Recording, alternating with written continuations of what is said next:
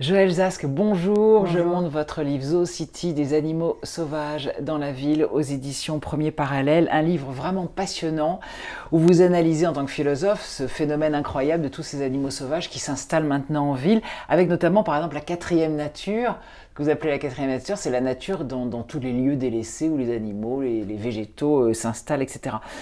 Vous parlez beaucoup de cet animal qui finalement devrait devenir un voisin. C'est intéressant cette notion de voisinage. Alors le voisin, effectivement, est un être qui se trouve à proximité géographique de nous.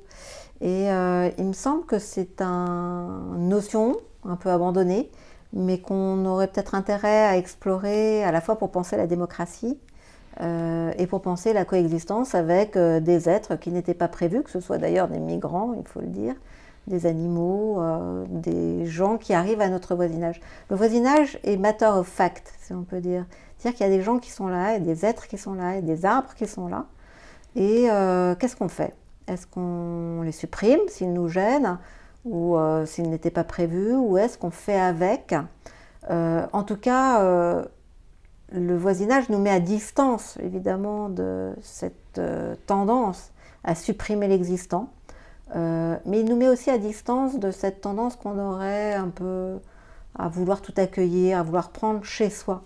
Je crois que le voisinage est caractérisé par le fait qu'il y a quelque chose, il se passe quelque chose, il y a des êtres qui existent là et qu'il faut faire non pas pour eux ni contre eux, mais avec eux. Alors justement, le voisin, d'une manière générale, n'est pas quelqu'un qu'on choisit. On ne choisit pas ses voisins. Et ils se trouvent là. Bon, point final. Ils ne sont ni nos amis, ni nos ennemis.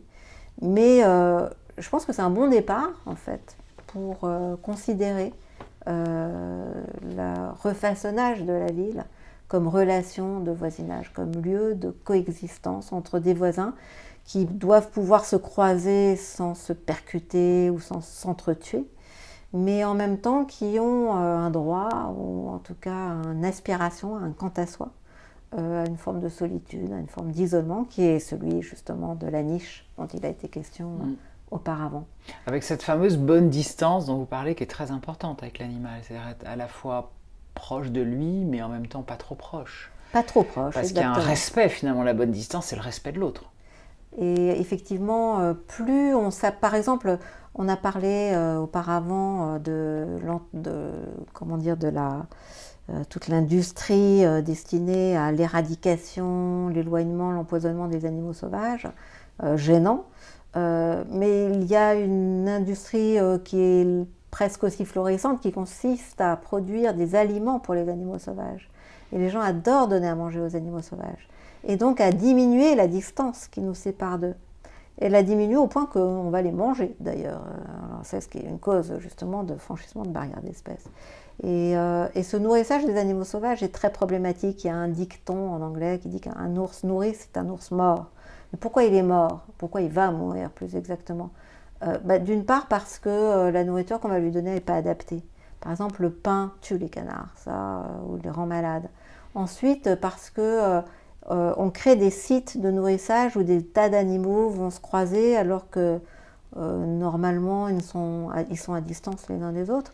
Et donc ils vont patauger dans les déjections les uns des autres. Et c'est ce qui s'est passé par exemple dans le marché de Wuhan qui a mis en contact des animaux qui n'ont pas vocation à être des voisins en fait. Donc ça c'est un autre problème. Et puis finalement il y a aussi le fait qu'un animal qui est nourri, c'est un animal qui perd justement sa Son peur de l'homme, indépendance. son indépendance et sa peur, sa distance de fuite. C'est le cas des ours en particulier. Et donc à partir du moment où un ours a perdu sa distance de fuite, il devient dangereux, il faut l'abattre. Donc tout ça pour dire que le nourrissage qui est plein de bons sentiments, il faut voler au secours des animaux, en fait il se fait de telle manière que Et en en fait on leur rend pas réalité, service quoi. voilà, Et c'est on pour les ça que vous condamne. dites beaucoup que la clé finalement c'est vivre et laisser vivre. Exactement, vivre et laisser vivre. Laisser vivre l'autre tel qu'il doit vivre.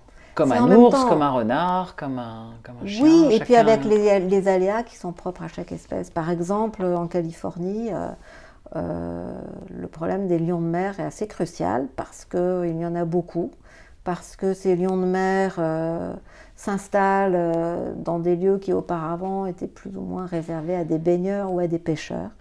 Maintenant, le problème, c'est que disons les adultes, lorsqu'ils ont des petits, partent chasser et il est normal qu'ils s'absentent pendant 2-3 jours pour aller faire des provisions de poissons qui leur permettent de reconstituer leur énergie et leur gras et reviennent ensuite allaiter les petits et en prendre soin. Or, étant donné la raréfaction du poisson, ils partent de plus en plus loin. Et parfois, ils s'absentent jusqu'à une semaine.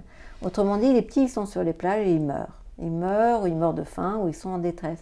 Et donc, il y a des armées de gens qui viennent au secours de ces petits lions de mer. Le résultat, c'est que maintenant, il existe un centre, comme une pépinière de petits lions de mer qui sont secourus par des gens qui en prennent soin, mais en même temps, et qui les relâchent à partir d'un certain temps, qui les relâchent dans la nature. Le problème, c'est que maintenant, les lions de mer ont fait disparaître toutes les autres espèces de mammifères marins, qu'ils sont trop nombreux, qu'ils sont en plus assez perturbants pour les populations. Oui, parce que justement, on a débordés. cassé un équilibre, Voilà, en fait, voilà. finalement. Ouais. Et qui font en plus disparaître des espèces de truites arc-en-ciel qui sont très rares, etc. Donc, en fait, à la fois en les pourchassant, on détruit un écosystème, mais en volant à leur secours, on ne fait pas forcément très bien les choses non plus. Et donc, le voisinage, c'est une solution entre la destruction et le grand cœur, qui peut être suivi de conséquences. Alors, je voudrais justement qu'on termine sur un exemple très positif de vivre et laisser vivre, c'est Tel Aviv. Est-ce que vous pouvez nous décrire rapidement, parce que là, il y a des très belles choses que l'architecte a fait. Alors là, c'est vraiment une ville conçue comme une cité, c'est-à-dire comme un ensemble d'habitations humaines reliées très étroitement à la nature. La ville elle-même, disons, est localisée dans un site. C'est une ville-jardin un peu. C'est une ville-jardin. C'est une ville dans laquelle les arbres sont extrêmement nombreux. Ils ont été importés d'un peu partout. Et dans les arbres se sont installées des colonies de chauves-souris qui sont protégées, qui sont ce qu'on appelle les chauves-souris du tombeau des pharaons. Il y a carrément un grand corridor pour laisser les animaux. Oui, en fait, tout ça est relativement problématique. C'est-à-dire que les ficus qui fournissent les fruits à ces chauves-souris, à ces roussettes, en fait, qui sont des chauves-souris assez extraordinaires, finalement tombent au sol et sont quand même assez gênantes. Mais en même temps, les ficus climatisent la ville. Donc certains disent il faut arracher ces ficus parce qu'ils produisent une espèce de compote sous nos pieds, mais d'autres, une immense majorité en fait, disent mais non, mais si on enlève les ficus, Tel Aviv n'est plus Tel Aviv. Et en même temps, de toute façon, on ne peut pas les arracher parce qu'ils forment l'habitat des chauves-souris, des roussettes, qui sont des animaux protégés. Alors les roussettes aussi posent des tas de problèmes, mais par ailleurs, étant donné qu'elles sont là, on les considère comme des vraies Tel Aviviennes. Et finalement, tout ça s'organise. C'est le vivre ensemble, ce qu'on appelle le vivre ensemble. Ils coexistent. Il y a une coexistence à laquelle tout le monde est favorable ou résigné, peu importe. Mais le fait est qu'on n'exterminera pas les chauves-souris, on n'arrachera pas les ficus et on ne délogera pas les gens non plus. Donc finalement, il faut bien s'ajuster les uns aux autres d'une manière qui soit la moins douloureuse possible. Et la plus belle possible. Et la plus belle possible, oui, c'est sûr. Merci.